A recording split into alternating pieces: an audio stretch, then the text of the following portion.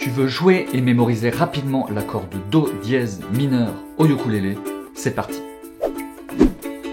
Alors, on va orienter le pouce un petit peu vers la tête et on va le placer sous la quatrième case. Et sur les 4 cordes ou les 3 cordes de la quatrième case, on va placer l'index. Et on va presser très fort entre le pouce et l'index lorsqu'on va gratter. Je m'appelle Jean-Baptiste et je suis là pour t'aider à jouer et chanter tes chansons préférées au ukulélé.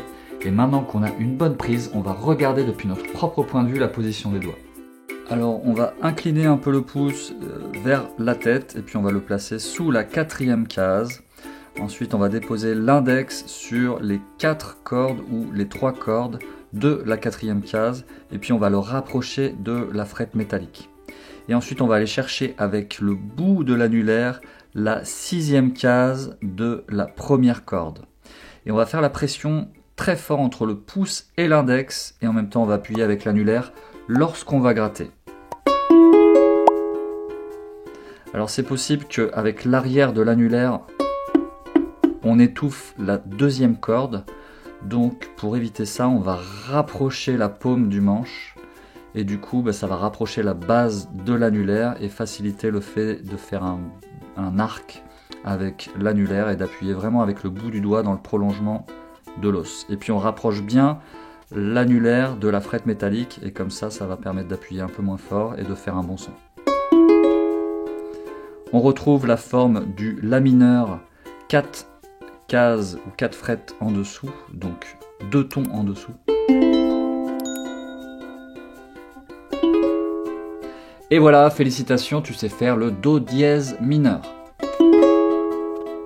Pour jouer et mémoriser plus rapidement l'accord, on va faire l'accord. Donc on va presser très fort lorsqu'on va gratter. Et tant qu'on maintient la pression, les cordes vont sonner. Et on va décoller la main gauche et aller toucher sa cuisse ou son genou. Et on revient faire l'accord. Et on enchaîne accord, genou, accord, genou. Et on va faire ça pendant 3 minutes.